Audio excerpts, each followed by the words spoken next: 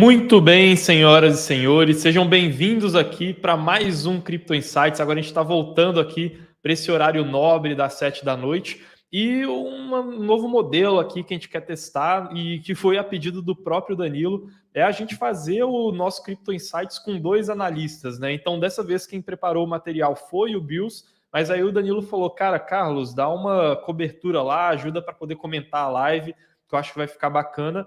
E como vocês devem estar vendo aí no título da live, dessa vez a gente vai falar sobre previsões de cripto para 2023. Na verdade, a gente vai dar spoiler de coisa que provavelmente vai ser atenção no mercado pelos próximos 5, 6 anos, tá? E especificamente no setor de infraestrutura, né? Os principais problemas, e aí, se a gente sabe quais são os principais problemas, a gente consegue buscar aquelas criptos e aqueles caras que vão tentar resolver esses problemas e que podem se dar bem fazendo isso, né? E estamos fazendo isso aqui também nesse cenário, né, Bills, de casa aqui, um cenário diferenciado. Estamos passando por essas mudanças aqui de escritório. E aí, se o Bills, né, der uma travadinha aí, é só esperar um pouquinho que a internet dele está meio complicada. Inclusive, ele está me mandando aqui a apresentação e já eu começo a passar ela para vocês. Fala aí, Bills. Fala, pessoal. Me avisem aí se meu áudio estiver bom, se minha câmera estiver boa, tá? Porque, como o Carlos falou, fazer live de casa é complicado. A gente quis fazer mais por comodidade aí, né?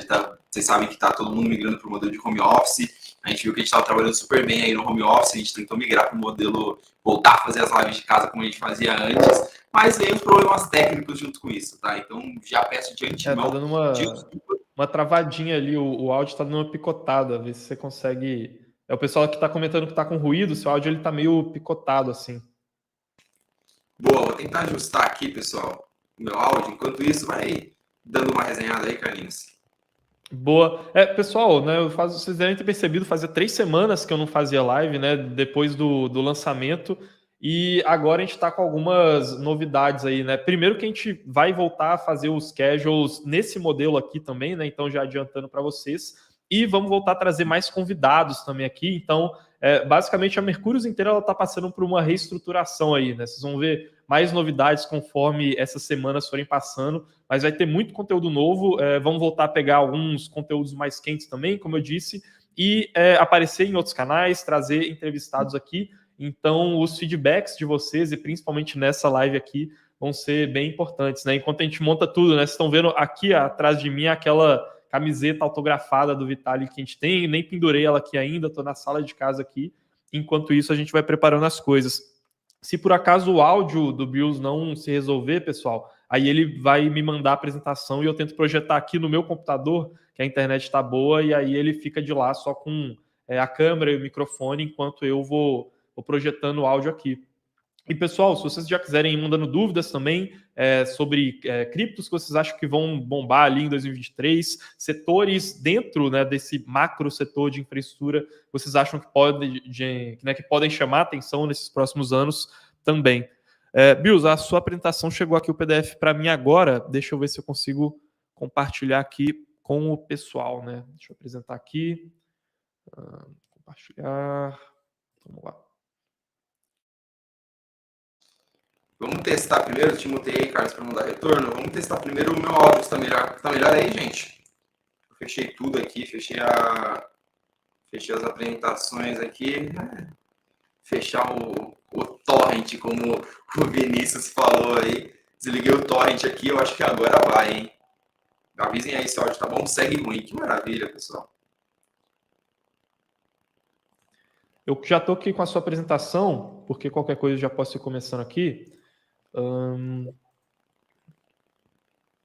Tenta alterar ali o seu microfone. Eu vi que você já está com cancelamento de ruído ativado ali, mas tentar alterar ele. Qualquer coisa, você reinicia o PC e entra aqui de novo na chamada, que eu já estou com a apresentação. Beleza, eu vou sair do estúdio aqui, já volto, pessoal, e aí a gente começa. Boa.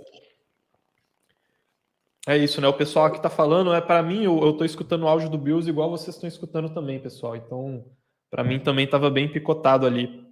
E eu já estou com uma apresentação pronta aqui, né? Já para começar a dar um spoilerzinho para vocês. São 26 slides, né? Então, quantidade relativamente pequena de slides, mas é porque são alguns tópicos bem profundos. Então, a gente pretende conversar bastante aqui, trocar uma ideia sobre esses setores, né? São 3 os principais setores em infraestrutura que a gente vai ficar de olho aí, principalmente para esse ano. E aí, como eu disse, né? Quem quiser mandar dúvidas, quem quiser mandar sugestões também de próximos temas, mandem aí, né? O Cláudio aqui comentou, a imagem tá ótima e o áudio não tá bom. A gente estava testando aqui antes de começar a live, pessoal, até, inclusive por isso, né? Peço desculpas aí pelo atraso, é por isso que a gente atrasou uns 20 minutinhos. E aquele negócio, né? Começa a funcionar, e aí quando a gente começa a live, volta a dar problema no áudio, problema na câmera e tudo mais, mas aos poucos a gente vai consertando aí, né? A live do Fed, que era pra gente fazer na quarta passada, deu problema no meu microfone. Aí a gente foi lá, resolveu, deu tudo certo, e aí agora o meu tá funcionando, e o do Bills a gente ainda tá acertando lá. Fala pra gente aí, Bills, pra gente ver se deu uma melhorada. Reiniciei aqui, tirei o microfone e coloquei de volta. Melhorou? Boa. Tudo bem, agora tá bom. Agora tá Show. bom? O pessoal vai comentar que tá ruim, certeza. Tô brincando. Deixa eu projetar aqui a apresentação. Bills, consegue ver aí a apresentação que eu estou projetando aqui no computador? Boa. Quer começar a apresentar então o pessoal? E aí, aqui você consegue passar os slides também, tá vendo? Eu projetei aí no StreamYard, então você consegue passar também. Manda bala aí. Consigo. Beleza, pessoal. Ó, se meu áudio voltar a piorar, vou fazer um acordo aqui com vocês, tá? A gente tá com um problema que o cabo do microfone, eu tô fazendo com o áudio da webcam, tá? O cabo do microfone que a gente usa, igual esse Shuri que tá com o Carlos, ele deu problema na hora que foi entrar na live, tá? A gente precisa comprar um novo. Se meu áudio piorar no meio da live, a gente para a live e faz o Crypto Insights amanhã no mesmo horário, beleza? Vamos fazer esse acordo, Crypto Insights amanhã às 17, se meu áudio não melhorar, beleza? Dito isso, vamos começar o conteúdo aqui, vamos testar para ver se dá certo, para ver se funciona do jeito que tá, beleza? Bom, queria começar, o tema do Crypto Insights de hoje é infraestrutura ou abismo. A gente queria até falar sobre o maior problema de cripto, alguma coisa nesse tipo, porque a gente vê que o mercado de cripto hoje ele possui um grande problema, um problema gigantesco na sua infraestrutura, tá? A gente vê como um dos maiores problemas, se não o maior problema que o mercado de cripto enfrenta hoje. Quando a gente fala de mercado de cripto como tecnologia, não quando a gente fala do mercado de cripto como investimento, beleza? E por que eu chamo de infraestrutura o abismo? Essa curva aqui, conhecida como curva de Rogers, ou curva de adoção de novos produtos, ou curva de adoção tecnológica, é uma curva que ela correlaciona a adoção tecnológica desse produto com a porcentagem de pessoas que vão adotando uma nova tecnologia. Então, no começo, quando você tem uma tecnologia nova, o que você tem? Você tem os entusiastas, aqueles caras lá que estão mexendo, que estão interagindo com aquela tecnologia por algum motivo, não porque ela melhora a vida do cara de fato, mas porque ele quer aprender, porque ele se enxerga naquela tecnologia, ele quer ajudar aquela tecnologia a crescer de alguma forma. Depois você vem os visionários, os caras que não foram os primeiros a construir aquilo, mas começaram a enxergar o valor daquilo antes de todo mundo. Só que antes de você chegar na maioria inicial, quando aquela tecnologia de fato ela começa a ser adotada pela grande massa, você tem algo chamado o abismo. O que é o abismo? É aquilo que separa, se faz com que aquela tecnologia ela atinja o mainstream, ela atinja a grande massa, ela seja adotada de forma ampla ou que ela fique com um consumo nichado, que ela seja uma tecnologia muito nichada que não deu certo, tá? Normalmente, todas as tecnologias, todos os produtos novos, eles possuem um abismo, possuem algo que faz com que ela vá para o mainstream ou não vá para o mainstream, beleza? Na minha visão, o abismo de cripto é a questão de infraestrutura, tá? O cripto hoje, vocês podem justificar, o abismo é UX, o abismo é falta de educação, o abismo é não sei o quê, mas no final do dia, se você não tem uma infraestrutura que permite cripto a oferecer um UX intuitivo, você não vai chegar no UX. Tem problemas de infraestrutura muito grandes para resolver antes disso, tá? E isso é natural de qualquer tecnologia, beleza? Porque se você observa qualquer tecnologia, como eu consigo dizer, qualquer ciclo de crescimento, fase de crescimento, ciclo de vida de uma tecnologia, normalmente elas passam por um período que chama período de incubação, que é aquela parte que está embaixo ali do gráfico que a gente está mostrando. Ele tem a linha tracejada e ele tem a linha mais grossa depois. A linha tracejada é o que a gente chama de período de incubação dessa tecnologia, ou seja, é o período que essa tecnologia ela vem entre os entusiastas, depois ela vai para os visionários e a gente vê se essa tecnologia vai ou não vai passar do abismo para chegar nos pragmáticos. Passar do abismo e chegar nos pragmáticos é chegar no que está escrito ali embaixo de growth phase, fase de crescimento, entendeu? E toda tecnologia passa por esse processo de estruturação. Hoje, a gente está falando das maiores empresas do mundo serem a Apple, serem a Microsoft, serem a Amazon, e a Google. Mas olha lá no gráfico, quando essas tecnologias foram criadas, quando essas tecnologias de fato vieram a mercado. Foi lá nos anos 80, foi lá nos anos 90, foi lá nos anos 2000. E a gente está falando de 2, 3 décadas para elas realmente passarem pela fase de crescimento e se tornarem tecnologias dominantes. Hoje, quando a gente olha o top 10 market cap de empresas do mundo, a gente vê só empresas de tecnologia, ou seja, a tecnologia, a internet, a tecnologia, software, plataformas, mobiles, né, celulares, atingiu a sua fase de crescimento, está entre as maiores empresas do mundo.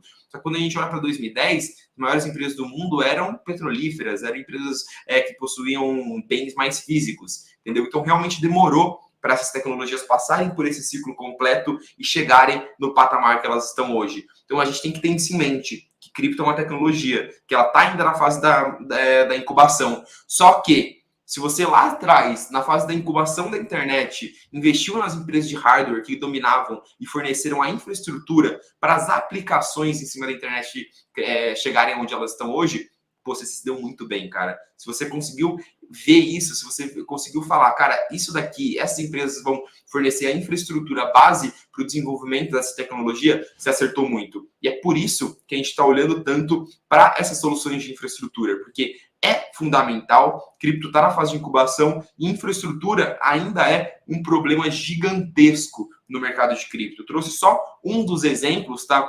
Que só em 2022 a gente teve 2,5 bilhões de dólares perdidos em hacks de bridges, em hacks de pontes. Tá? Você pode justificar, falar, cara, mas, por exemplo, o hack da Ronin foi um hack de Web 2, que, cara, no final do dia hackearam o computador e daí veio que eles conseguiram hackear a ponte. Tudo bem, mas esse hack de Web 2, ele só foi possível porque a infraestrutura de ponte depende de uma centralização em Web 2. Então, tem diversos pontos centrais de infraestrutura no mercado de cripto que faz com que interagir com cripto ainda seja muito arriscado, ainda seja muito caro, ainda seja pouquíssimo seguro. A gente está vendo, nos últimos 2 dias, a taxa de gas da Ethereum chegou a bater $80 por causa das meme coins que estavam sendo muito movimentadas lá. Vocês tentaram fazer alguma movimentação na rede do Bitcoin? A própria Binance pausou os saques na rede do Bitcoin nesse sábado. Na verdade, foi no domingo. Por quê? Porque, cara, os ordens estão consumindo muito demanda na rede do Bitcoin. A rede do Bitcoin é uma rede lenta, uma rede cara. Vocês com certeza conhecem, eu tenho certeza que alguém aqui no chat já passou por isso, e comentem aí no chat se você já passou por isso, de perder dinheiro por causa de custódia em cripto, tá? E você pode chegar aqui e falar, perdi dinheiro porque não sei fazer. Não, provavelmente você não sabia fazer também, por isso você perdeu dinheiro. Mas, na verdade, custódia é muito complexo.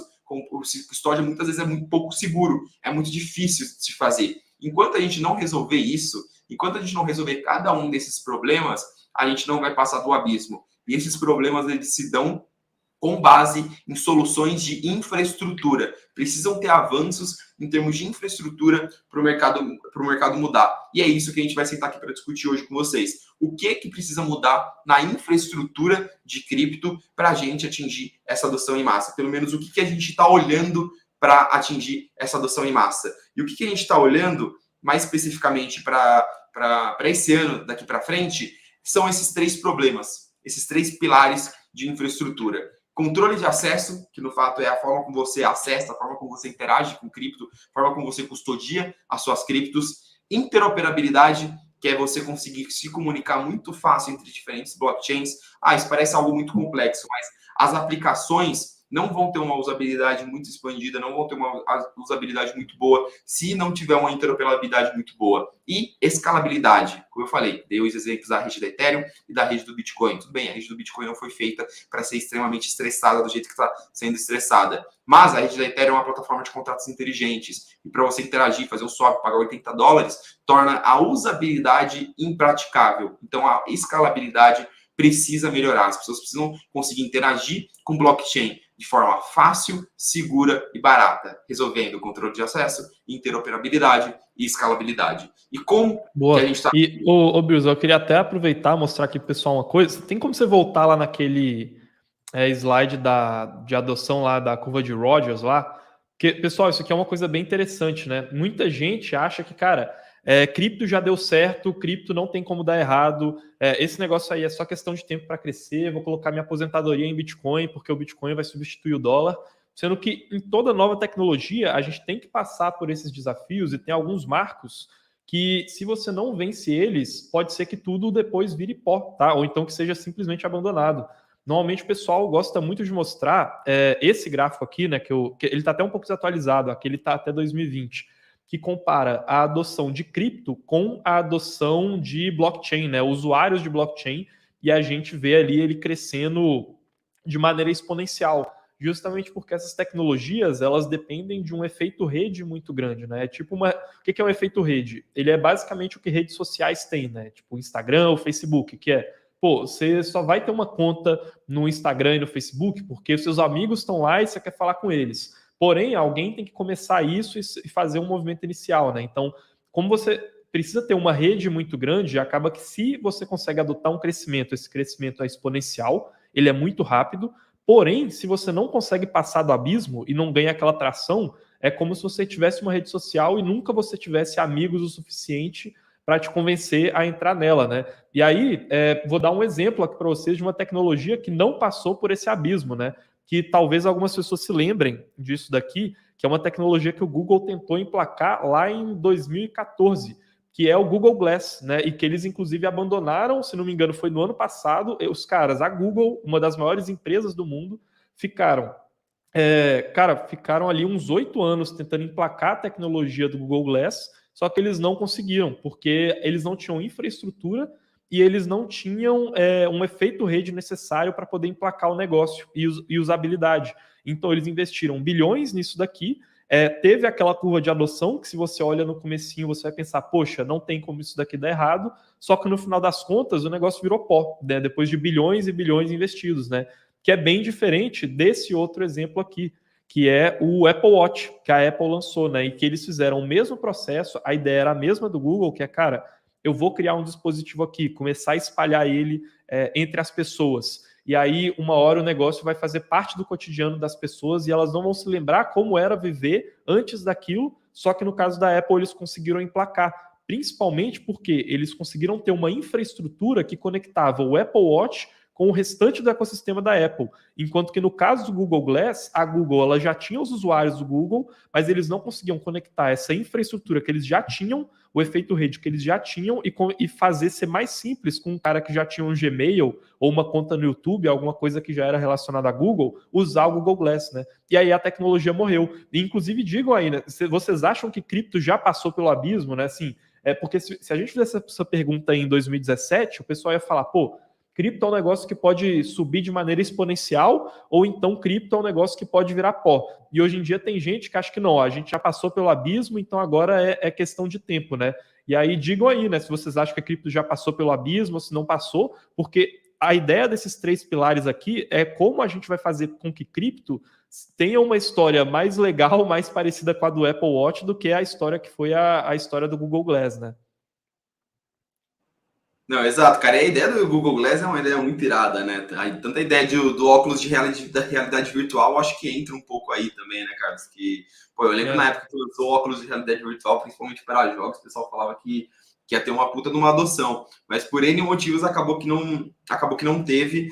E eu acho que é um questionamento super válido esse aí que você fez, mas na minha visão, já envezando aí a resposta que o pessoal vai jogar no chat, na minha visão, a gente não passou ainda pelo abismo e talvez a gente ainda leve um tempo para passar pelo abismo de cripto, tá? Talvez mais uns 5, 10 anos, beleza? Só que se a gente não passou ainda, a gente tem que entender por que a gente não passou, que é nosso trabalho aqui como analista, como estudiosos do mercado de cripto, por que a gente não passou pelo abismo ainda e qual que é o caminho para a gente chegar lá. Tá? E como que eu vejo isso sendo solucionado? Como que eu vejo a gente passando pelo abismo nesse momento? Coisas que estão mais chamando a gente em 2023, que a gente mais está gastando tempo estudando em 2023. 3 pilares: Account Abstraction, modularização AppChains e Layer 2, segunda camada da rede da Ethereum.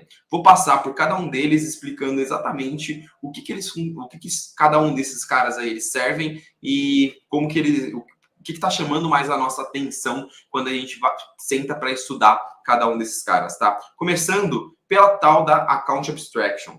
Account Abstraction nada mais é do que uma atualização na camada base da Ethereum, mas não só na camada base da Ethereum. Isso aqui pode acontecer em qualquer blockchain, que é uma atualização que ela que ela visa, na verdade, melhorar a forma como as pessoas interagem com as carteiras delas, a forma como as pessoas interagem com as suas wallets e a segurança da forma como elas interagem com as suas wallets, tá? Em outras palavras, é como se você fizesse uma wallet inteligente, como se você transformasse a sua wallet, a sua carteira, em um smart contract. Tanto é que a Account Abstraction é uma atualização que você permite, que você facilita a criação dessas smart contract wallets. Por exemplo, você, em uma simplificação bem simplificada, mas eu acho que faz bastante sentido, você transformar a sua wallet, você transformar a nossa carteira sua dentro de uma blockchain quase como se fosse uma conta bancária, em que você possui várias funcionalidades e como você consegue, de certa forma, personalizar alguma coisa dentro da sua wallet. Como, por exemplo, cara, eu vou fazer aqui diversas assinaturas, eu vou fazer aqui alguns limites de gastos em alguns aplicativos. Você lembra quando você coloca, por exemplo, uma whitelist de gastos na sua conta bancária? Ou você coloca um limite de gasto, um limite por transação, um limite de Pix na sua conta bancária, você consegue editar todo esse tipo de coisa? Hoje você não consegue fazer dentro de uma wallet, mas com a Account Abstraction, com Smart Contracts Wallets, as suas wallets elas ficam muito mais inteligentes, fica muito mais seguro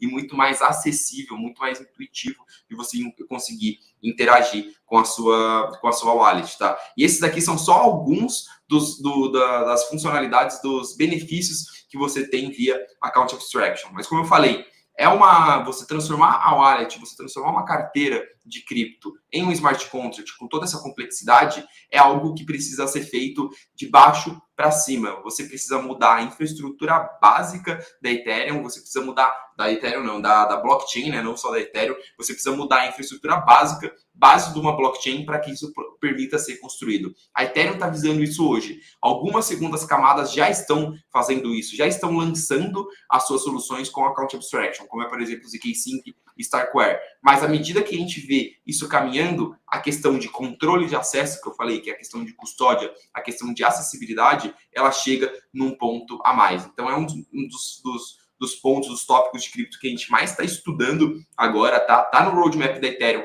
para esse ano, beleza?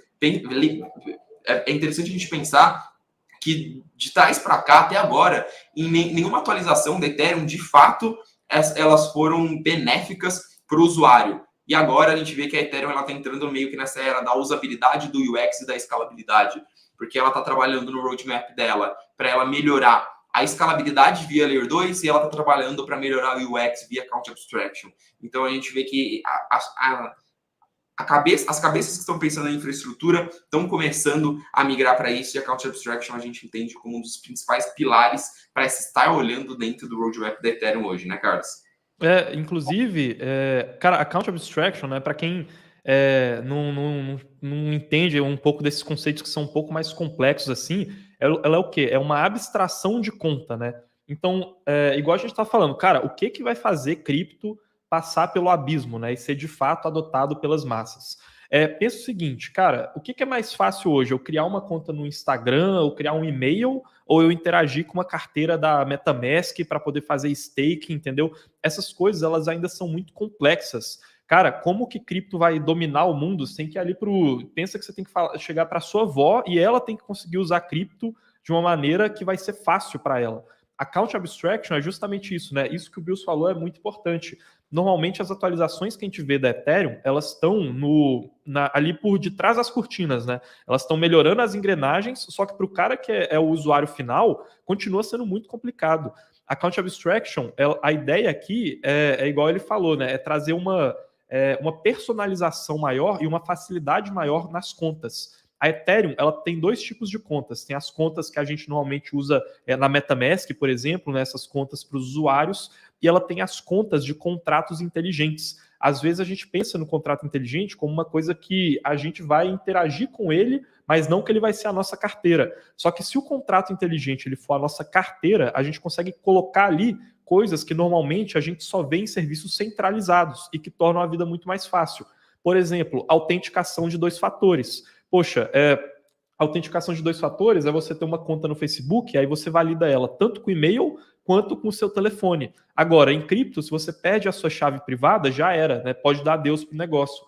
Com Account Abstraction, você consegue tentar fazer autenticações, você consegue colocar, olha, o meu celular, eu vou sair com ele na rua e ele tem a chave privada, mas eu vou colocar lá na conta de contrato inteligente quais são os dispositivos que têm níveis de acessos. Aí, o meu computador ele é um dispositivo que consegue movimentar mais e o meu celular consegue movimentar menos. Outra coisa, recuperação de chave privada. Você consegue escolher quais vão ser os seus amigos, que se você perder a sua chave privada, os caras eles conseguem se juntar e aí, né, fazerem ali o juntar as mãos dele para poder te devolver o acesso à sua conta. Então, é igual aqueles telefones de recuperação que você registra numa conta bancária, né? Se eu perder a conta bancária, vai mandar um telefone e tal. Exato. E aí, inclusive, a gente chegou aí na Colômbia, né, lá na Devcon, em que o Vitalik ele fez uma palestra. Justamente, ele foi um dos participantes, né? Aqui é um Reels que a gente fez na época, né? Foi em outubro de 2022. E aí eu estava falando justamente sobre isso, né? Sobre a palestra que o Vitalik falou e que ele falou que ele acha que esse vai ser um dos principais assuntos ao longo dos próximos 5 anos, né? Account Abstraction. Que a gente estava lá na Colômbia e a gente viu essa palestra aqui deles. E, basicamente, pessoal, o Vitalik ele fala que, olha, dentro dos próximos 5 anos, eu acho que é um dos temas mais importantes que vai ter, e algumas coisas que esses outros caras que estavam lá com ele e que a gente viu lá a palestra quando a gente estava na Colômbia falaram, e que é uma coisa que pouca gente pensa quando a gente fala de Account Abstraction, é que as próprias aplicações vão ter que se adaptar a isso. Então, pensa, por exemplo, a Uniswap hoje ela é adaptada para funcionar com a carteira lá da MetaMask. As aplicações do futuro, elas vão ter que se adaptar para poderem funcionar com as carteiras de contratos inteligentes. Porque, igual eu falei, as carteiras elas vão ter que se adaptar, ter Account Abstraction, ter essa facilidade para o cara que é o tiozinho ali da esquina conseguir usar e interagir com cripto, igual a gente que está mais imerso nesse mundo, interage. Então, as aplicações que tiverem desenvolvido Account Abstraction, que é uma coisa que ainda não apareceu, mas que a gente deve ver ao longo dos próximos anos, com certeza vão sair, né, na frente ali nessa largada e é uma tendência forte para a gente ficar de olho. Quer prosseguir aí, Bills? Opa, acho que você está mutado aqui, deixa eu desmutar. Desmutei. Boa. Não, cara, eu tinha travado um pouco aqui, por isso que eu não consegui te responder. Não, perfeito, eu acho que seu resumo foi ótimo. Cara, só de você conseguir programar, são algumas paradas iradas, assim, que eu acho que vai dar um salto de usabilidade gigantesco para cripto. E eu estaria observando um pouquinho também o que pode caminhar a ser uma guerra de wallets, tá? Hoje a gente tem, na dinâmica competitiva de carteiras, a MetaMask dominando por longe, assim, mas a gente acabou de ver, semana retrasada, a integração da Phantom, que era uma carteira nativa da Solana, se integrando com o Ethereum. Então, cada vez mais, eu acredito que vão aparecer esses servidores bancários, provedores de infraestruturas de wallets em cripto, tentando oferecer o UX mais intuitivo possível para você conseguir interagir com cripto. Acho que quem já teve hard wallet de 5 anos para trás e teve uma nova agora já viu o salto de produto que a gente está tendo. Com o produto hard wallet está muito melhor agora. Então eu imagino que toda essa interação de wallets e UX de cripto também tende a dar esse salto, viu? Partindo para o próximo ponto aqui, para além de Account Abstraction, eu queria falar sobre modularização e a tese de AppChain. São coisas diferentes, mas eu acabei colocando em uma só, porque são duas coisas que se comunicam bastante, beleza? O que é essa tal dessa modularização? Se a gente faz um resumão, se a gente tentar classificar todas as blockchains como elas existem hoje, todas as plataformas de contrato inteligente como elas existem hoje, a gente consegue separá-las em 4 categorias. Na verdade, em duas categorias que se comunicam entre si, beleza? Primeiro, tem o que é mais conhecido por todo mundo, que são as blockchains monolíticas e as blockchains modulares, tá? Basicamente, quando eu vou construir uma plataforma de contrato inteligente, quando eu vou construir um software, quando eu vou construir uma blockchain, eu tenho 2 opções de fazer Isso, eu consigo fazer de forma monolítica, ou seja, uma blockchain, uma cadeia que resolve tudo, que faz tudo que precisa acontecer dentro daquela blockchain, ou de forma modular, diversas blockchains quebradas, diversos módulos especializados em coisas diferentes, se comunicando entre si, beleza? Eu dei exemplo em alguma live, se eu não me engano, na semana retrasada, da linha de produção industrial, antes e depois do Fordismo. Pensa que a gente tem uma linha de produção industrial que você precisa pegar várias peças e construir um produto. Você pode pegar um operário e esse operário ele encaixa uma peça na outra, ele aperta a broca, ele martela uma outra coisa, ele vai fazendo várias tarefas em uma linha de produção até chegar no resultado final. Esse cara ele tem que ser especializado em todas essas coisas. O que você consegue fazer também? Você consegue quebrar essa linha industrial em várias partes, em vários módulos. E aí você tem um operário específico para fazer uma coisa. A peça chega num operário, ele encaixa uma peça na outra. Chega no outro, ele martela. Chega no outro, ele vai e mexe a broca. Então, quando você quebra a linha de produção e você especializa cada um dos módulos, a tendência é que a linha de produção fique muito mais eficiente, tá? Porque um cara especializado em fazer uma tarefa só, ele tende a fazer isso de forma muito mais rápida, muito mais eficiente do que um cara que tenta resolver tudo, que tenta abraçar o mundo. Essa é a lógica de modularização de blockchains, beleza? Você criar uma blockchain com módulos muito específicos em fazer poucas coisas, beleza? A gente vai se aprofundar um pouco nisso ainda. E o outro quadrante, a gente tem dois tipos também de fazer uma proposta de blockchain. Você pode fazer modular ou monolítico, e você pode fazer uma de proposta generalista ou uma de app específica, né? Uma que ela é específica para alguma aplicação. O que é essa específica para alguma aplicação e uma generalista? Primeiro, para generalista, imagine um universo em que a gente tem uma Ethereum e dentro da Ethereum a gente tem diversas aplicações rodando dentro do sistema operacional da Ethereum, beleza?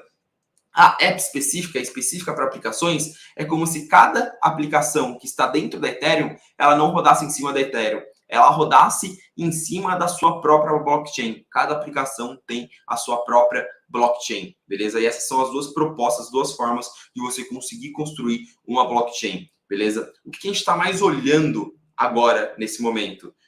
O formato modular, beleza? Modularização de blockchains como a gente conhece hoje, elas são muito disseminadas no formato monolítico, tá? Quem que domina o mercado de plataformas de contrato inteligente hoje? Ethereum, que ela é uma blockchain monolítica, tá? Aí a gente tem ali, talvez, uma Solana, que já teve uma dominância muito grande, uma Binance Smart Chain, uma Polygon.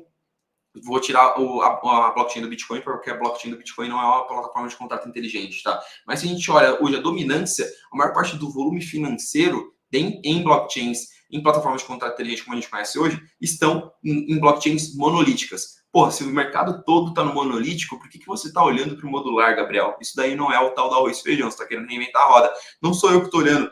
Todos esses caras, eles estão migrando para o formato modular. Eles estão fazendo o roadmap deles no formato modular. A própria Ethereum, por exemplo, ela está mudando todo o roadmap dela para se tornar uma blockchain o mais modular possível. E a gente está vendo essa tese ganhar muita força. Você complementar com alguma coisa aí, Caio?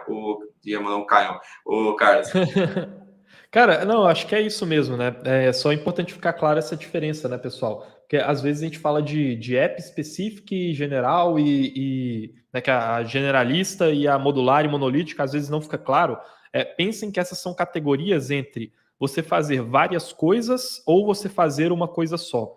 Quando a gente fala de modular e monolítica, né? Pensa no monolito, né? Sendo aquela estátua, né, de pedra gigante. Ele é uma coisa só, uma coisa única. Né? Ela é monolítico. E o modular é dividido em vários módulos.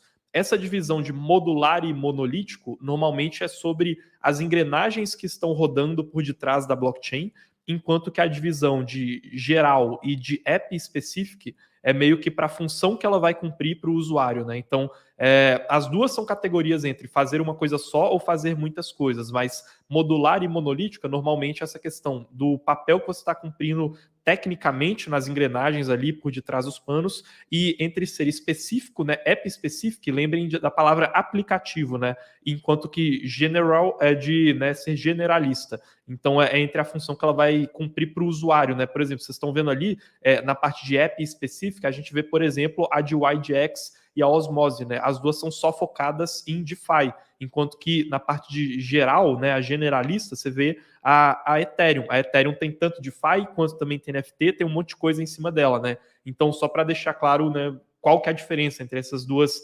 divisões, mas de conteúdo acho que está muito bom, Bios. Pode mandar bala aí. Boa, bom demais. Obrigadão, Carlos.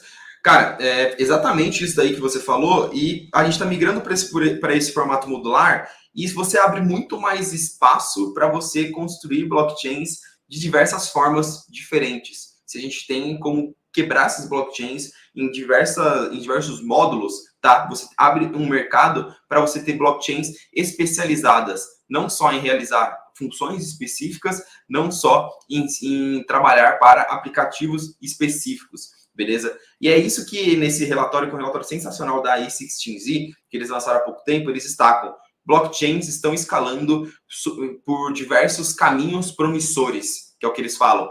De 2022 para antes, a gente tinha só Layer 1, né, que é aquele primeiro quadro ali. Basicamente, o que dominava o mercado, continua dominando em termos de atividade econômica, eram as primeiras camadas monolíticas e generalistas. A gente tinha camadas modulares, blockchains modulares, ou sendo desenvolvidas ou não ganhando muita tração. Por quê? Porque a própria infraestrutura não permitia isso. Então, a gente acabou migrando, a gente acabou caminhando para um caminho que hoje existem outras formas de você se construir blockchain. Eles destacam as próprias específicas para aplicações, com destaque a zkSync, Cosmos, Optimus, Polygon e Polkadot, que oferecem esses produtos. Olha, utiliza a minha tecnologia para conseguir construir uma blockchain, uma aplicação, o seu produto em cima da minha blockchain. Os rollups, as segundas camadas da Ethereum, que é um formato modular também de construir blockchain, que a Ethereum está migrando para esse roadmap, o que são os rollups otimistas e os rollups de conhecimento zero, e um setor novo que é o setor de armazenamento de dados, blockchains específicas para armazenamento de dados. O que isso significa? Trouxe esse gráfico aqui, que ele mostra muito o que é essa tal dessa modularização de blockchain. Ele explica exatamente quais são cada uma das funções que uma blockchain executa e como que você consegue quebrar ela em várias, tá? Basicamente, de uma forma bem, novamente, resumida, existem 4 funções que uma blockchain ela exerce, tá? A primeira é o armazenamento de dados, beleza? Que o armazenamento de dados, basicamente, eu tenho um monte de dado de transações passadas, de coisas que estão acontecendo nessa blockchain. Eu preciso armazenar essas informações, beleza? Pode ser em formato de hash, por exemplo, como é o caso da grande maioria. Eu tenho a camada de consenso, que é a camada, basicamente, que você coloca o consenso de tudo que está acontecendo dentro daquela blockchain. Vou dizer em outro nome, quase como se fosse uma camada que você chega na segurança daquela blockchain. O settlement, que é aquela camada onde rola, onde você consegue chegar no consenso, beleza? Enquanto você tem uma camada onde fica a segurança, eu tenho uma outra camada onde rola toda a validação para você chegar no resultado final. Você armazena o resultado final em um lugar, mas você chega no resultado final, você faz todo o trabalho de validação para chegar no resultado final em um outro lugar, é uma outra função diferente de uma blockchain. E você tem a camada de execução, onde de fato acontece a execução de todas as transações. Por exemplo, chegou uma transação, eu pego essa transação, organizo essa transação, proponho um bloco com essa transação, tá? Eu no papel de um block proposer, como é o caso da Ethereum, proponho um bloco para essa transação e aí depois ela vai para aquela parte de validação, que é uma outra função específica. Então, se você pega uma blockchain, todos esses 4 módulos, todos esses 4 quadrados, eles são funções separadas e que podem ser realizadas de forma separadas também. Desde que elas se comuniquem entre si, elas podem ser realizadas por pessoas, entidades ou blockchains específicas, especializadas para realizar esse tipo de operação. E o que a gente vê aqui é que chega num momento em que a gente consegue modularizar tanto uma blockchain que essa blockchain está funcionando praticamente num formato de Lego. Alguém aí já deve ter brincado com Lego, ou deve ter filho, ou deve ter sobrinho, irmão, primo, que gosta de brincar de Lego. Qual que é a graça do Lego? A graça do Lego eu tenho várias peças que exercem funções específicas e eu coloco elas, eu encaixo elas da forma como eu achar melhor. Eu tenho um bonequinho lá que o chapéu dele é vermelho, se eu quiser o chapéu dele vira verde. Beleza? E chega um momento em que você consegue construir e modularizar tanto uma blockchain, uma plataforma de contrato inteligente, que você faz com que ela quase se torne um Lego. Nesse gráfico aqui, nessa tabela aqui que eu estou mostrando, ele dá o exemplo da Celestia. A Celestia, ela é uma blockchain modular, tá? Que ela se propõe a ser uma blockchain, a primeira grande blockchain 100% modular a ser lançada e está prevista para lançar a mainnet, está na testnet, está previsto para lançar a mainnet no segundo trimestre desse ano ainda, então deve ter mainnet da Celestia nos próximos meses, beleza? E qual que é o foco dela? O foco dela é utilizar Ethereum para a questão de execução e de segurança, mas guardar o resultado de todas as validações, guardar o resultado das transações e guardar todos os dados históricos da Ethereum na camada dela, certo? Então, o que ela faz? Ela quebra a Ethereum quase que em dois e fala, Ethereum, faz só isso, que essa outra função eu faço aqui. E essa tese, ela está crescendo muito, tá? Por isso que a gente está trazendo aqui para cá. Porque todo mundo, todas as plataformas de contato inteligente, como a gente conhece hoje, estão caminhando para esse modelo. E como eu falei, a própria Ethereum,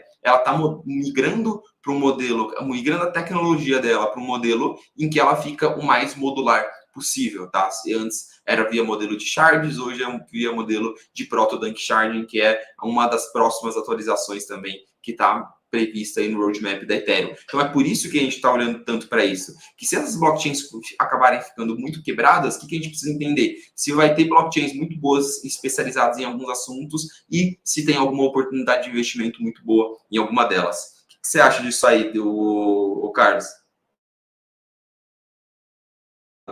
Está mutado, tá os dois mutados aqui, cara. Mandar um abraço para a Jaque, né? Que faz um tempão que eu não vi ela aparecendo aqui na live. Ela sempre fala que assistia às lives com o filho dela e dessa vez ela colocou aí a foto de perfil junto com o filhinho. Então, um abraço aí para os dois e, pô, sempre um prazer ver aí a presença dela nas lives. E, o Alex, ele fez uma pergunta que legal. Ele falou, olha, se cada blockchain fizer uma coisa específica, no final das contas, o que vai sobrar para Ethereum é a segurança. E, Alex, isso aí depende muito do modelo, né? Essa imagem que o Bill está mostrando aí é justamente sobre isso.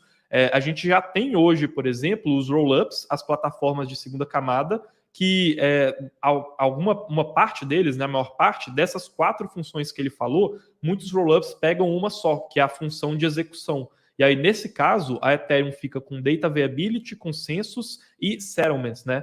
E então, ele meio que pega a parte da execução para si. Só que cada um desses arranjos ele pode ser feito com a outra blockchain, né, o outro Lego que quer se encaixar ali na blockchain, cumprindo algumas funções que ele escolhe cumprir, que o time escolhe desenvolver, né? Então, são arranjos diversos que podem acontecer, mas sim, na Ethereum a tendência é que ela perca algumas dessas funções e fique especializada em outras, né? Então, em um mundo em que a execução aconteça majoritariamente em rollups, o time da Ethereum tende a fazer a segurança ali da rede, o desenvolvimento da rede voltado menos para a execução e mais para as outras funcionalidades. E pode até mesmo você ter outras blockchains cumprindo outras funções, né? Se vocês forem olhar ali na imagem que o Bill está mostrando, na última coluna, a gente tem no ecossistema da Celestia, que é um dos planejamentos que a Celestia quer fazer, eles conseguirem colocar a Ethereum com consensus e settlement, o rollup com a execução e a Celestia sendo uma camada de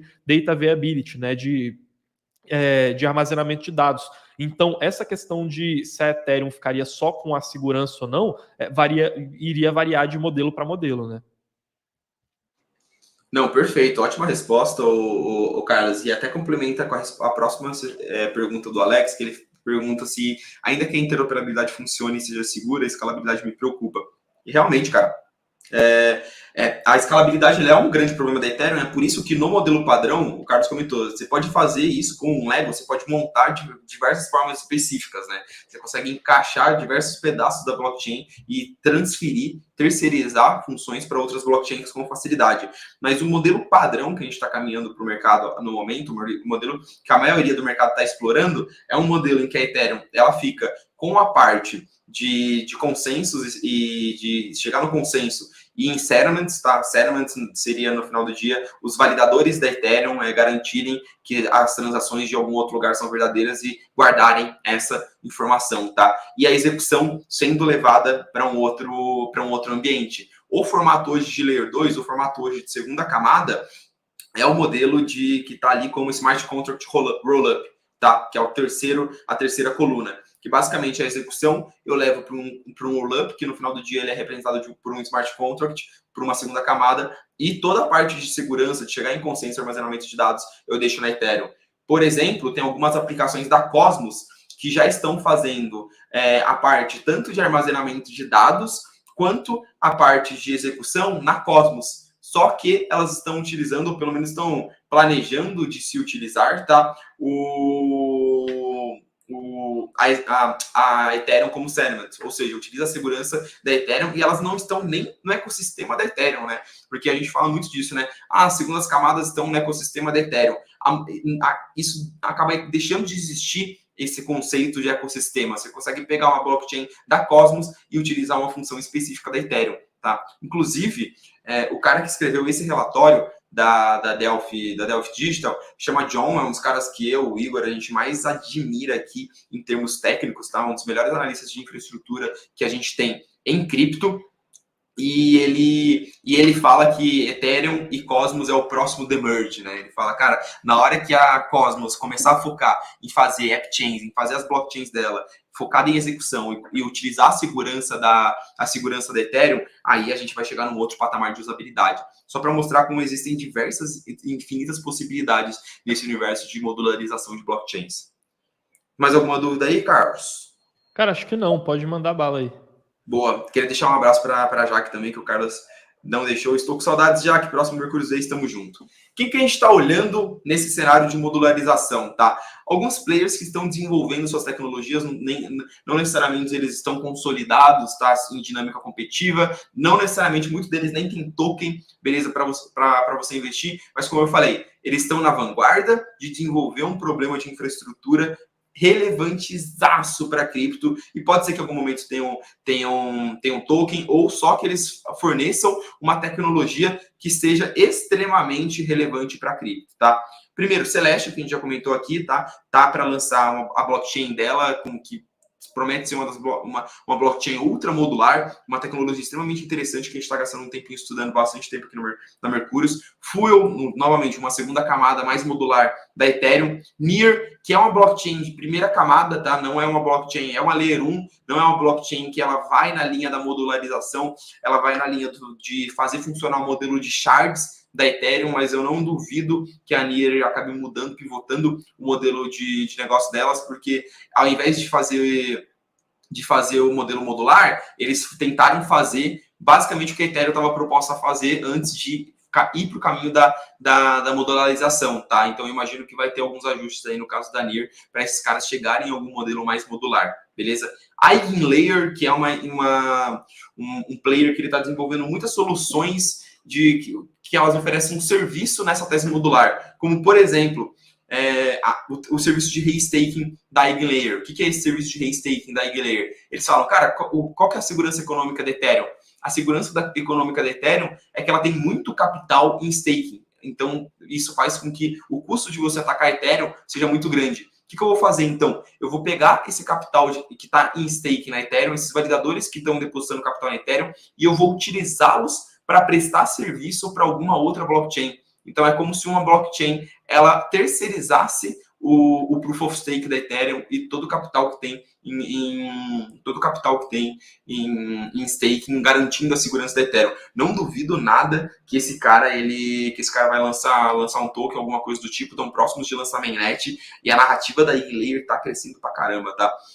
Por último, Polygon Avail, mas considere o nome Polygon riscado, porque não é mais da Polygon, era um projeto da Polygon focado nisso daqui, né? Focado no primeiro quadradinho ali, que é o de armazenamento de dados. Então, era uma blockchain específica em armazenamento de dados da Polygon, porque pensa comigo, todo bloco de cripto, todo bloco de uma blockchain, depois que ele é validado, ele tem muita informação lá dentro, né?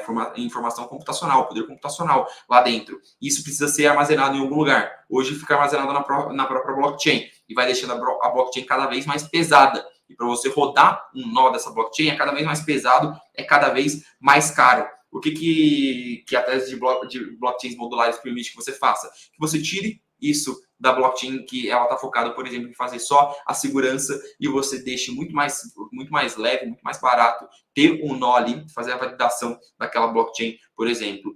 O próprio roadmap da Ethereum está prevendo que os dados eles não irão ficar fixos dentro da Ethereum, que eles serão excluídos em um intervalo de tempo, justamente forçando para, cara, você quer ter seu dado, você quer ter sua informação lá para sempre, você quer armazenar isso para sempre, armazene em outro lugar, não armazene aqui na Ethereum, porque a gente vai excluir depois de um certo tempo. Só para mostrar como o roadmap da blockchain está caminhando muito para essa tese de modularização, beleza? Então, o que a gente está olhando bastante nessa tese de modularização são esses caras aqui, beleza?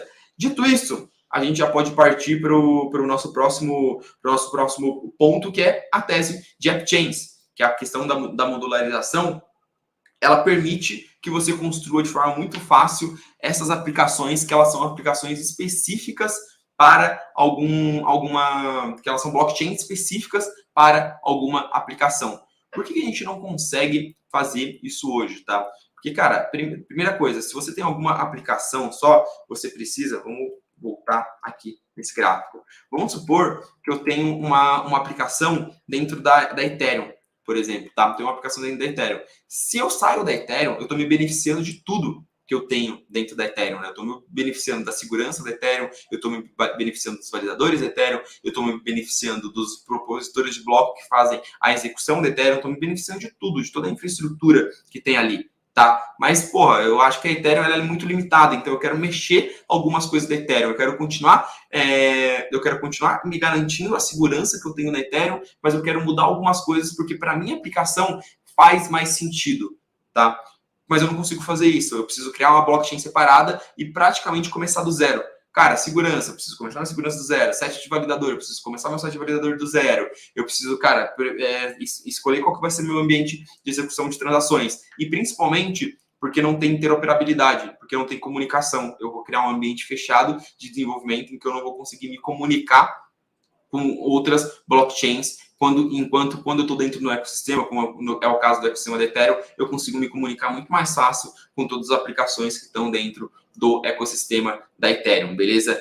E quem que a gente está olhando nessa tese de AppChains? Tá? Tem dois casos, que são os casos mais claros, que é o caso da Cosmos e o caso da Polkadot, beleza? Eu acredito que a Cosmos está bem à frente nessa tese, nessa corrida para você construir um melhor ecossistema, para você construir a melhor base tecnológica para você construir uma AppChain, beleza? Por quê? Porque eles já estão muito avançados na questão de modularização, tá? As tecnologias deles já são muito mais utilizadas do que o ecossistema da Cosmos, e a atividade econômica lá já está muito mais pungente, tá? Quando a gente conversa com desenvolvedores, os próprios desenvolvedores falam, cara, para mim faz muito mais sentido desenvolver no ecossistema da Cosmos do que no ecossistema da Polkadot. Então pode ser que o ecossistema da Polkadot ele não chegue a encontrar o crescimento que a gente achava que ele teria lá atrás em algum momento, beleza?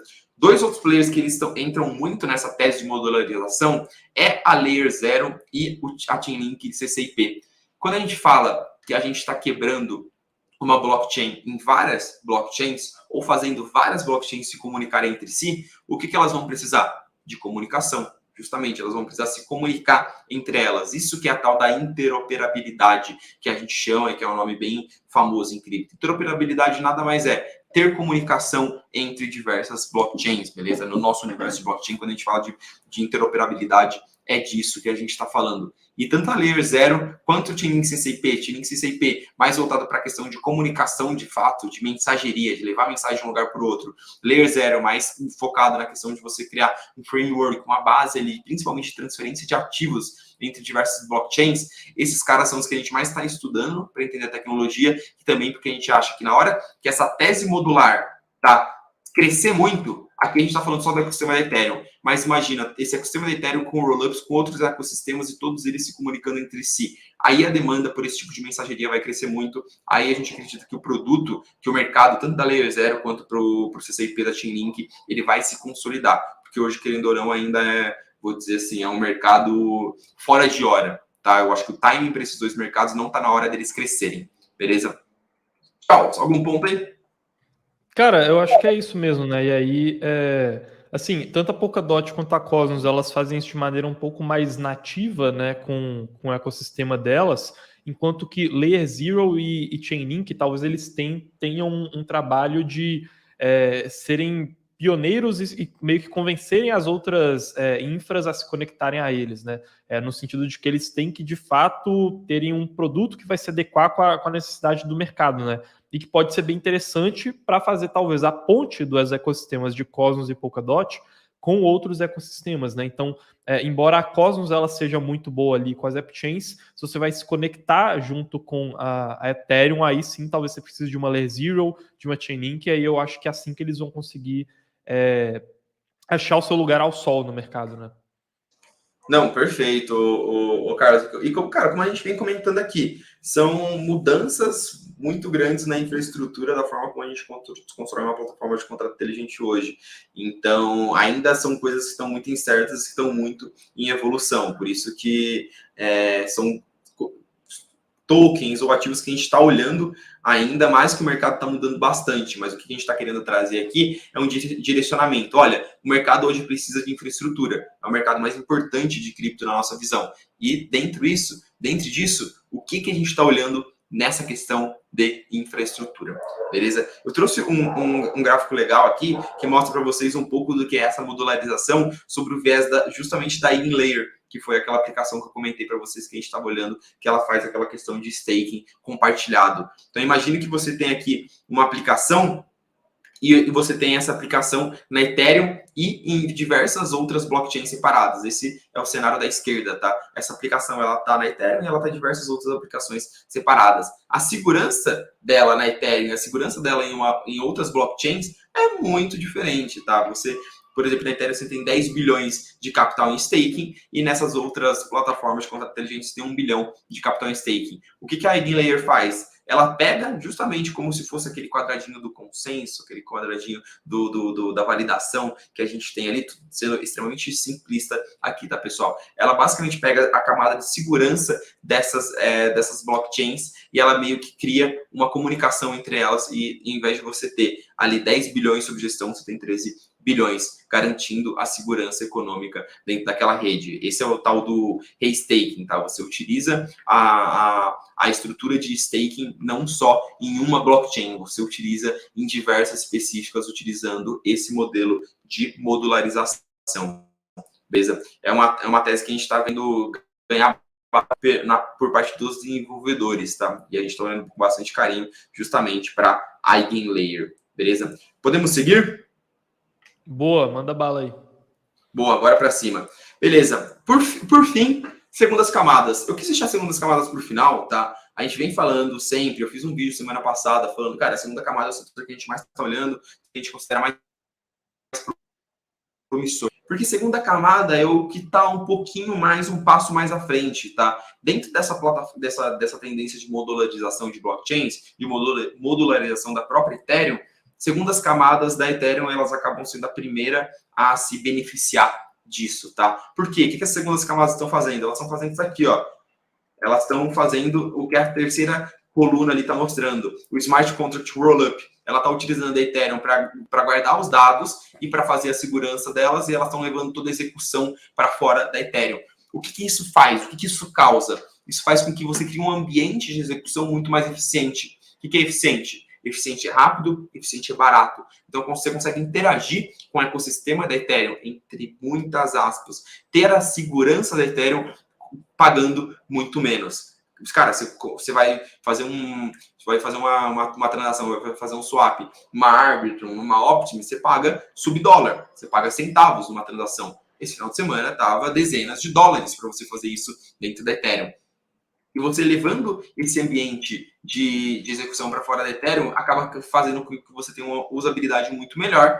E essas soluções, elas estão chegando num estágio final de maturação, tá? E é isso que a gente queria destacar aqui. As segundas camadas, elas estão ganhando tração porque elas eram tecnologias muito primitivas, que estavam muito no começo ainda, tá? Apesar do hype das segundas camadas, o hype das Layer 2, elas são tecnologias que elas estão desde 2021, começando a se desenvolver, começaram a ser os primeiros produtos a serem entregues em 2022 e agora, de fato, que elas saíram do engatinhar para começar a andar. Vamos pensar que uma segunda camada é uma criança de 1 ano. Ela saiu do engatinhar para começar a andar. Até esses caras começarem a correr a plenos pulmões, vai demorar ainda. E vai chegar, aonde que a gente vai chegar nesse patamar de uma segunda camada correr a plenos pulmões?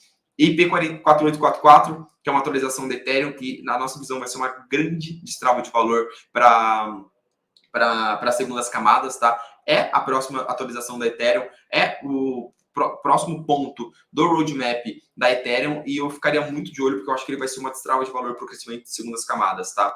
ZKs estão no processo de maturação ainda, e, por fim, a gente tem que olhar num outro passo de melhoria dos roll-ups, que é a descentralização de sequencers e validadores. Mas fiquem com calma aí que eu vou passar por cada um deles, tá? Começando pela questão das segundas camadas estarem ganhando muita atração. Como eu falei, as segundas camadas elas começaram a serem desenvolvidas lá em 2020 e 2021. A maioria em 2021, poucas, uma ideia do que poderia ser em 2020, tá? Ainda utilizando conceitos tecnológicos que hoje são vistos como ultrapassados, como Validium, como Plasma, e foram migrando para os modelos de roll-up como a gente conhece hoje, mas de forma um pouquinho mais clara em 2021, beleza?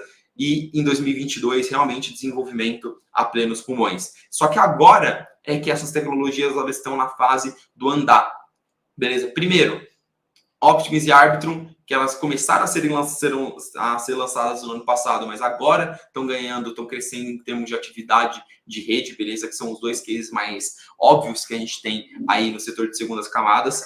Na parte de ZK, a gente tem a Polygon, ZK EVM e a ZK Sync lançando seus produtos, tá? Obviamente, tem vários outros correndo por fora aí no ecossistema de segundas camadas, mas é para onde a gente mais está observando. Uma coisa muito legal, eu tinha algumas análises de segundas camadas que mostravam o quanto que as segundas camadas representavam em pagamentos de taxas em relação às taxas que são pagas na Ethereum, tá? Quando a gente pega a receita da Ethereum, que a Ethereum gera, tem a receita de transações que são feitas na Ethereum e tem a receita das transações que são feitas na segunda camada, executadas em outro lugar, e elas pagam para a Ethereum por estarem na Ethereum, beleza? E nesses 3 gráficos, o primeiro que eu peguei era 5%. 5% da receita da Ethereum via de segundas camadas. O segundo gráfico, que é esse aí que está na tela, 7%. Eu fui atualizar esse número agora, já está em 12%. Então, olha o nível de crescimento, o nível de relevância que as segundas camadas estão se tornando já para a Ethereum. E esse nível de relevância, na minha visão, vai aumentar ainda mais com a IP 4844. O que a IP 4844 faz? Bem a grosso modo, headline, título da IP 4844. Ela torna os rollups mais baratos, tá? Não vou entrar nos méritos técnicos, mas basicamente o que ela faz, principalmente, tá? É modularizar ainda mais a Ethereum, mas no espaço de bloco, a gente tem um módulo específico para as segundas camadas colocarem as transações dela. Vamos dar um passo atrás e lembrar o que é uma segunda camada, o que é um rollup. Um rollup é, eu executo tudo fora da Ethereum, eu executo tudo em outro ambiente, eu pego essas transações de forma empacotada e eu jogo essas transações na Ethereum. Se algum de vocês tem interesse em se aprofundar nisso, a gente tem vários Crypto Insights falando sobre como rollups funcionam, como segundas camadas funcionam, tá? Mas basicamente o que elas fazem é, elas pegam várias transações compactadas e jogam na Ethereum. Quando elas jogam, elas pagam algum valor, elas pagam uma quantidade em FIIs, em Ether.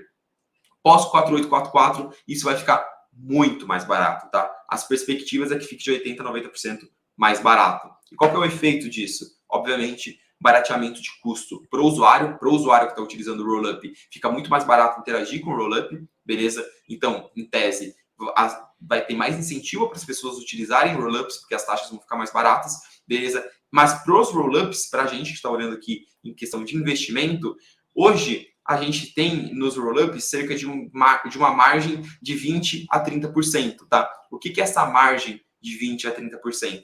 Significa que o Rollup ele tem a receita, que são as taxas que são pagas lá na segunda camada, e eles têm o custo, que é o custo que eles pagam no Ethereum. A diferença entre os dois é cerca de 20% a 30%.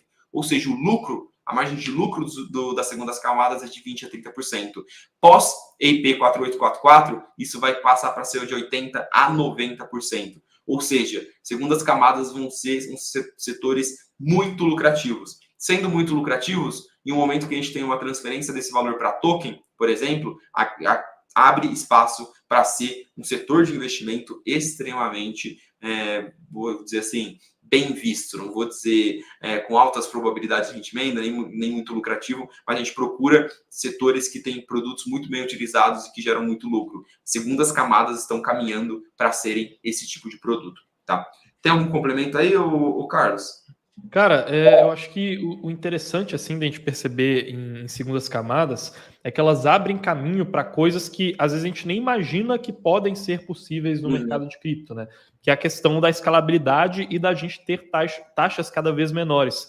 Quando a internet ela começou a surgir, muita gente olhava para a internet e falava, ok, eu tenho um meio de comunicação aqui que é mais eficiente do que os meios que existiam antes, e o cara pensava, tá, então isso aqui vai servir para eu enviar uma carta de uma outra maneira, então a internet vai servir para eu poder enviar e-mails, né? Sendo que depois que você tem o avanço da infraestrutura de internet, você consegue usar ela para criar redes sociais, para poder criar jogos, coisas que você não imaginava que poderiam existir antes de você ter o avanço daquela infraestrutura, né? Então, a questão da escalabilidade, se você tem taxas cada vez mais baratas dentro do mercado de cripto, a gente está falando não só de fazer de maneira mais eficiente aquilo que já se faz hoje no mercado de cripto, mas a gente está falando também de coisas que a gente ainda nem imagina e que elas podem surgir de maneira muito mais eficiente, simplesmente porque agora a gente vai ter a infraestrutura para poder fazer isso, né? Pode ser que sejam possíveis casos de uso que eles não só vão transpor para o mundo de cripto, coisas que a gente já tem na nossa internet atual, tipo redes sociais, que são coisas que a gente até consegue conceber elas começando a serem transpostas para o mercado de cripto, como também a gente pode ver a criação de coisas que não são possíveis nem na infraestrutura centralizada que existe hoje, porque a gente vai ter o surgimento de uma infraestrutura que ela é inédita em termos tecnológicos na história da humanidade, né? Que é você juntar ao mesmo tempo essa segurança da descentralização e com essa modularização de colocar as camadas de consensos, de data viability e de settlement fora dos rollups, e ao mesmo tempo a gente ter essa velocidade e as taxas muito baratas, né? Óbvio que para poder chegar nisso, né, e aí é o ponto que você vai falar, a gente tem um longo caminho, né, que aí é o ponto que o Bill vai trazer aqui para frente da descentralização de sequences e de validadores, mas é um salto muito grande que a gente pode ver no mercado de cripto, e que de fato, assim, as coisas pós-escalabilidade podem ser muito diferentes das coisas antes da escalabilidade, né? Nesse sentido, ela é muito parecido com o account abstraction, né? Que a gente falou na interação para o usuário final, né? Cara, perfeito, Carlos. Eu gosto muito de ler as cartas da Bitwise, que é um dos principais fundos, uma das principais gestoras de cripto do mundo, tá? E eles fazem cartas mensais falando sobre cripto, né? Falando sobre a visão deles de cripto. E eles trabalham muito na visão dos ciclos de 4 anos de cripto. Que eles sempre falam que cripto se move em ciclos de 4 anos de preço. 3 anos de alta de preço e 1 ano de inverno cripto, né? Então, normalmente a gente tem um ano lá de 70% de alta, 70% de alta no ano seguinte, depois 3.000% de alta ou 300% de alta, varia muito de ciclo para ciclo, depois você tem um ano lá de 70% de queda, né? Depois o ciclo reseta.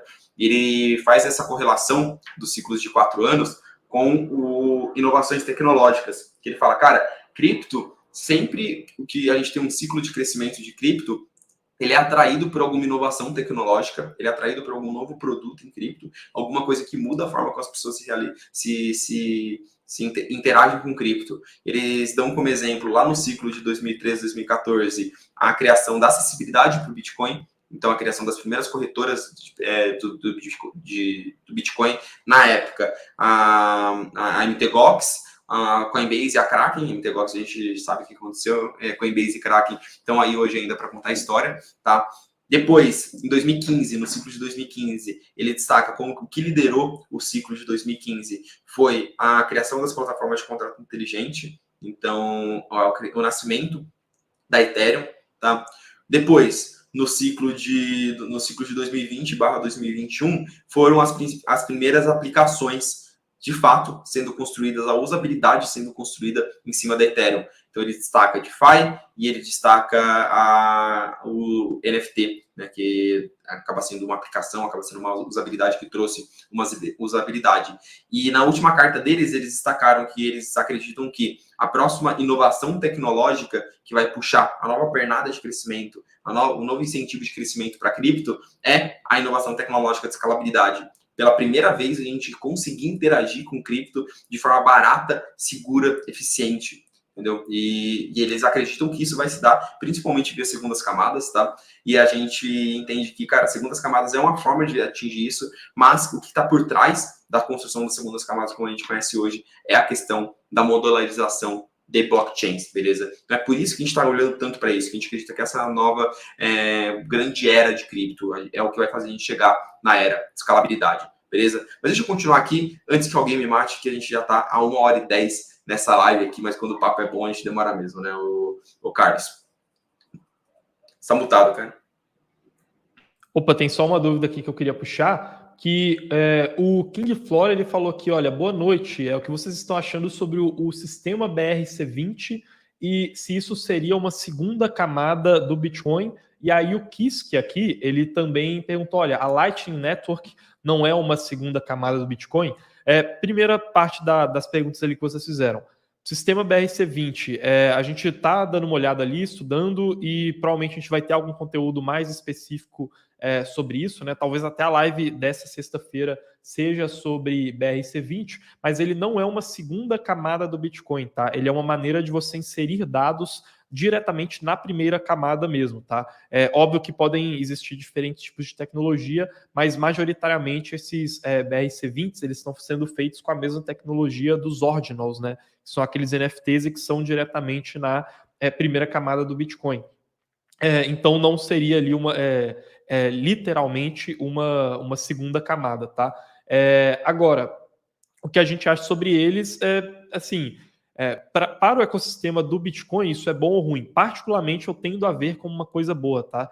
Pessoas mais idealistas podem ver como uma coisa ruim, podem achar que eles estão desvirtuando as funcionalidades da rede do Bitcoin, mas no final das contas, você consegue gerar mais receita para a rede do Bitcoin, né? A questão de usabilidade, ela também tem que ser abordada, obviamente, mas eu prefiro primeiro a gente ver o dinheiro dos validadores sendo pagos para depois a gente pensar na usabilidade por meio, inclusive, de segundas camadas, como a Lightning, né, que o Kisk aqui perguntou. E aí sim, a Lightning ela é uma das segundas camadas do Bitcoin, só que o que a gente está vendo agora no Bitcoin é o florescimento de todo um novo ecossistema, né? Então, o pessoal criando roll-ups para o Bitcoin, tentando criar camadas de data viability, usando o Bitcoin. Isso não é uma coisa nova, tá, pessoal? Isso já era feito principalmente ali em meados de 2018, 2019, só que isso começou a ser abandonado conforme algumas atualizações foram feitas no Bitcoin.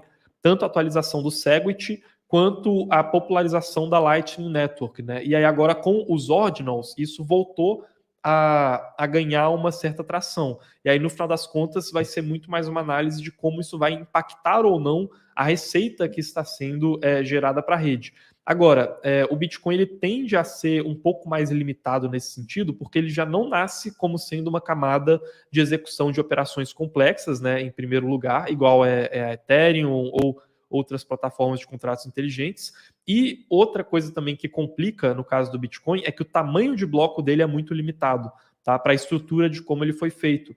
Então, assim, a gente ainda está engatinhando para tentar transferir para o Bitcoin essas usabilidades que surgiram em outras redes. Mas aí a gente vai trazendo mais conteúdos aí sobre isso ao longo dessa semana. Mas aí vamos voltar lá, Bill, só para, igual você falou, para essa live não ter 2 horas de duração lá. Como eu falei, cara, quando o papo é bom, a gente acaba alongando mesmo. E o Carlos deixa meus parabéns aqui, que é uma das pessoas que mais entende de Bitcoin, da estrutura do Bitcoin que eu conheço, cara. É admirável quanto esse moleque entende de Bitcoin, é absurdo. Boa, bora Bom, pra cima vamos aí. seguir aqui. Bom, vamos seguir. Terceiro ponto de segundas camadas que é importante a gente ter em mente, que ZKeys, a tecnologia Zero Knowledge, que tá famoso, tá na moda, né? Hoje se a Mercúrio falir e amanhã eu for criar uma empresa, eu vou criar uma empresa que ela é uma segunda camada que utiliza a inteligência artificial em ZK. Eu tenho certeza que no dia seguinte vai aparecer alguém que vai investir $1 bilhão nessa empresa. Por quê? Porque tá na moda. ZKs estão muito na moda, tá todo mundo falando de ZK como a melhor coisa do mundo, mas eles ainda estão no processo de maturação, tá? ZK, se tem 10, 15 pessoas que entendem muito sobre a tecnologia de Zero Knowledge aplicável à blockchain, à plataforma de contrato inteligente, é muito, tá? Ainda possuem pouquíssimas pessoas que entendem sobre esse assunto no mundo, tá? Aplicado a tecnologia de plataforma de contrato inteligente, menos ainda, e é uma tecnologia extremamente difícil, que para ser aplicada em blockchains de segundas camadas em larga escala, vai demorar ainda. A gente precisa ter essa consciência. ZKs talvez estejam há 2, 3 anos de atingir o nível de performance, o nível de usabilidade que a gente já tem hoje em outras execuções, beleza? Mas, ainda assim, estão crescendo, estão ganhando corpo. Aqui são todos os indicadores relacionados desde pesquisas acadêmicas a desenvolvedores e repositórios de códigos utilizando a tecnologia de conhecimento zero, utilizando a tecnologia de Zero Knowledge, tá? E dá para ver que a gente está numa trend crescente. Então, tem capital intelectual, os fundamentos desse mercado estão crescendo, tá? Tem mais pessoas desenvolvendo em torno de ZK, tem mais pessoas inteligentes querendo aprender sobre isso, mas a gente tem que entender que quando a gente olha para um roll-up, talvez, no momento atual, uma Arbitrum, uma Optimus esteja um passo à frente em termos de usabilidade, em termos de eficiência do que os ZKs, beleza? Quem que a gente está observando dentro desse mercado, tá? De ZKs, principalmente a ZK Sync e a Polygon ZK EVM, que são os dois principais players que, na nossa visão, estão um passo à frente, tanto em financiamento, quanto em estrutura, quanto em tecnologia, para conseguirem chegar à frente e conseguirem dominar esse mercado de ZK, se é que vai ter algum player dominando esse mercado de segundas camadas aplicadas em ZKs, beleza? É para eles que eu estaria olhando com um pouquinho mais de calma nesse momento, tá? E não só ZKs estão ganhando tração. Os próprios rollups otimistas hoje, eles possuem problemas a serem resolvidos, tá? Eu destaquei aqui a descentralização de sequencers e validadores, porque são dois pontos de falhas muito grandes em uma segunda camada hoje. Vamos pegar a Optimus como exemplo. Se você tem alguma dúvida sobre a Optimus, tem vídeo no canal aqui que eu faço uma análise completa de Optimus também, tá? A Optimus, ela é uma segunda camada em que ela tem esses dois players, né? Ela tem esses dois agentes. O sequenciador, que é o cara que vai pegar as transações, organizar essas transações no que é um bloco, e o validador, que é o cara que vai validar que todas as transações estão corretas e mandar isso para Ethereum, beleza? Não vou entrar no modelo de prova de fraude, de prova de ZK, que isso é um conceito técnico muito, muito complexo, tá? Mas em qualquer rollup, qualquer segunda camada, você tem esses dois agentes. O cara que sequencia, monta um bloco, manda para o validador, que é o cara que valida, gera a prova e manda para Ethereum. Hoje, tanto o sequencer quanto o validador da própria Optimus é a própria Optimus. Você não tem nenhum agente externo dessa segunda camada vendo o que está acontecendo lá dentro. Então, se você interage com a Optimus hoje, você interage com base na confiança, tá? Já a Arbitrum, ela já tem uma descentralização de validadores, mas ainda é um set com cerca de 10 validadores ali, eu acho que menos ainda, deve ser meia dúzia de validador. Mas ela não tem descentralização de sequencer. O sequencer ainda é centralizado. Então, ele pode fazer MEV, ele pode escolher não validar uma transação e ele não vai ser punido por isso, porque ele é da própria Arbitrum, entendeu? Então, esse é o grau de maturidade que a gente está nas segundas camadas. Ainda é uma tecnologia muito incipiente, ainda é uma tecnologia que está em construção, beleza? Porém, é uma tecnologia que a gente acredita que está muito bem posicionada para capturar um crescimento de atividade no mercado de cripto, e a gente está olhando com bastante carinho, tá? Quem que a gente está olhando no setor de segundas camadas como um todo?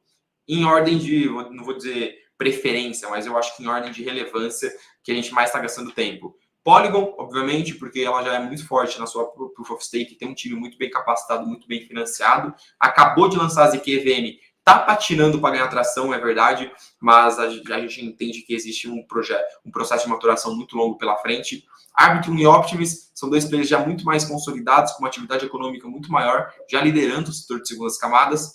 ZK Sync, como um cara que está correndo por fora, mas que está tendo um crescimento de atividade muito grande no seu ecossistema, tá? Obviamente, está todo mundo farmando muito airdrop dentro da ZK Sync. Se você quer farmar drop, vai lá, use a ZK Sync, beleza? Mas a gente está vendo um processo de desenvolvimento, tanto de tecnologia quanto de ecossistema, bem interessante para a ZK Sync. E outros dois players que a gente já leu alguma coisa sobre eles, mas talvez em uma ordem de prioridade, eles sejam uma ordem de prioridade 2 ou 3 aí no setor de segunda camada para a gente, que é a Scroll e a Starkware, correndo um pouquinho mais de fora para desenvolver dentro desse mercado, beleza? Bom, o conteúdo é só isso, tá, pessoal? Eu queria trazer essa análise mais completa para vocês de infraestrutura, de tudo que a gente está olhando para a infraestrutura e por que a gente acredita que é um ponto tão importante para a gente passar o abismo e atingir a maioridade lá de cripto, né? Atingir a adoção em massa de cripto, beleza? A gente estuda muito cripto do ponto de vista de infraestrutura justamente por acreditar que é muito importante para o mercado nesse momento, tá? E a gente investe bastante em infraestrutura também por causa disso. Como eu falei, se você lá em 1990 conseguiu avaliar o mercado de internet e escolher as empresas que forneceriam a infraestrutura para a internet crescer, se deu muito bem. E é o que a gente tenta fazer. Para quem é Mercúrios Pro, nossa carteira lá, ela é bem concentrada em tecnologia, a gente está olhando bastante em infraestrutura, a gente está olhando bastante para segundas camadas agora, vai ter algumas movimentações na carteira perfeita e entrada e saída de alguns ativos aí ao longo das próximas semanas. E no mais é isso, espero que tenha ficado muito claro, que vocês tenham gostado das aulas. Eu acho que a gente pode tirar algumas dúvidas aí, né? Tchau! É isso aí, pô, o conteúdo foi sensacional aí.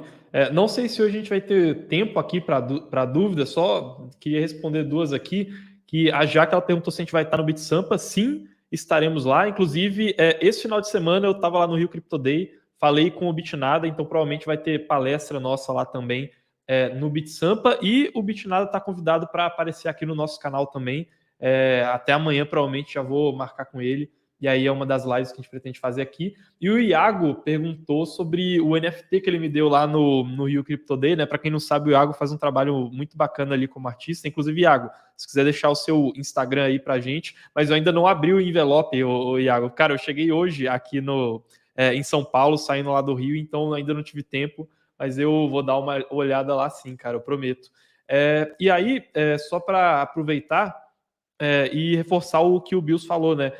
Tudo que a gente fala aqui acaba sendo relacionado com a carteira perfeita, né? Que é onde a gente lá na Mercúrios Pro toma as decisões de investimento e de alocações entre os diferentes setores do mercado de cripto, né? Então, para quem quiser ter acesso tanto à carteira da Mercúrios Pro quanto às análises completas que a gente faz lá, né? Tem toda hora análises novas saindo do forno. Inclusive, aqui o Bruce comentou, né? Que eu fiz análise lá de Bitcoin e que a parte 1 saiu mês passado e logo deve sair lá a parte 2 também.